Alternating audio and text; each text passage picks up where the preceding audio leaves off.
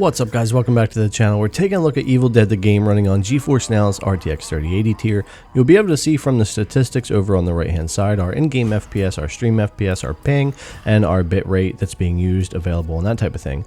In our settings, we are no DLSS to start off, full screen, of course 1440p for this, epic on all of the settings, and tessellation on with no VSync.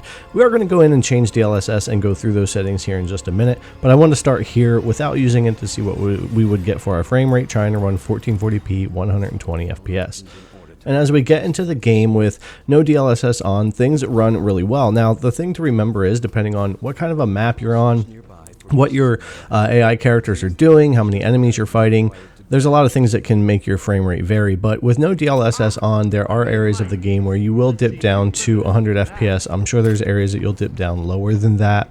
You'll see some of that in this video. Absolutely nothing wrong with that in a game like this, and I would kind of expect it. This game actually looks really good. There has been some care taken in this game, which is surprising for a $40 game made after a movie. They typically aren't very good, but I'll be honest, I've been having fun with this game. I know it's fairly simple, but it's a decent, well-made game that I've been enjoying since it came out. So I thought we would check it out here on GeForce Now.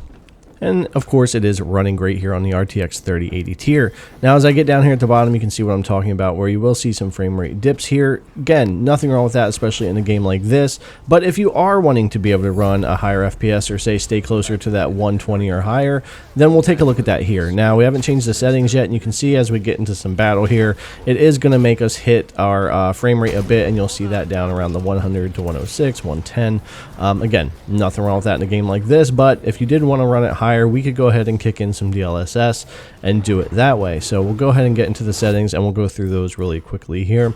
We'll go from no DLSS, and we'll go ahead and bump up to quality. And as you go from quality to balance to performance to ultra performance, you lose a little bit of visual quality, but you gain FPS as the upscaling changes through the AI. So you can see a little bit of difference there. We didn't get a big bump on quality, not worth staying there very long. I would recommend balanced or performance if you're really looking to increase frame rate. And with balanced, we won't go down to 100 or 103 here in the area like we were when we first came in with no DLSS. We'll be able to maintain a little bit higher here. You're still not going to be hitting that 120 as often here in combat in this particular area, but it gives you an idea that we are gaining 10 to 15 FPS at least with balance there, and that would be area depending as well on what's going on. Now we go to performance here, and this is where you'll see even more of a jump, where you could get closer to your 120. Now you could even be 130, 150 in other areas. You'd be a lot higher.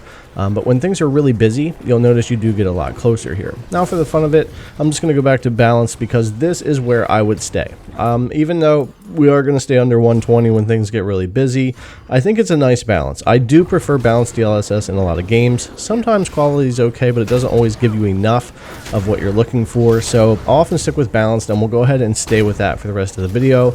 I want to show you some gameplay as we get to the end here, because the end battle is really where things are going to be their most impactful on your system. It's going to be the most busy, the most enemies, lighting, particle effects, all kinds of stuff going on. So when I say that, I don't really mean in this video. If you're in full multiplayer, not solo, not using all the AI, it's a lot tougher, and I've noticed there's just a lot more enemies. So if you're using these settings, you're playing multiplayer in an area like this on the end battle, you're just going to see it more if you're in multiplayer. I've played a lot of multiplayer rounds and solo rounds, and it's a lot different as to how many enemies you're fighting and how chaotic it gets.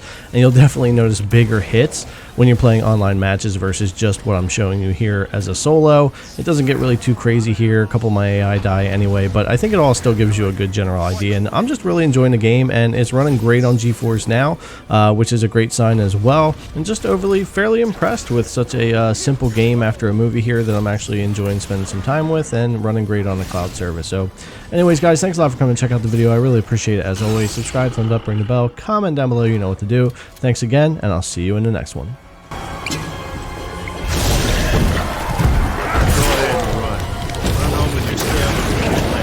Go crush the bomb.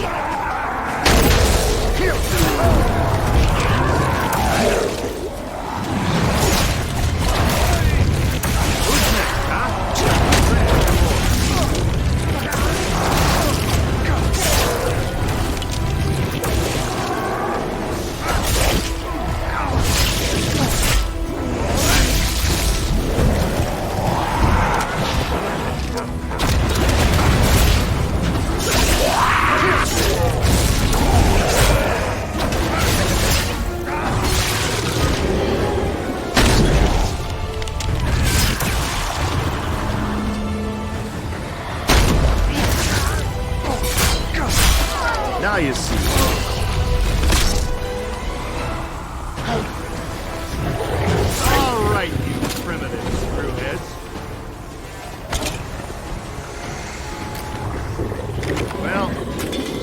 clock somewhere.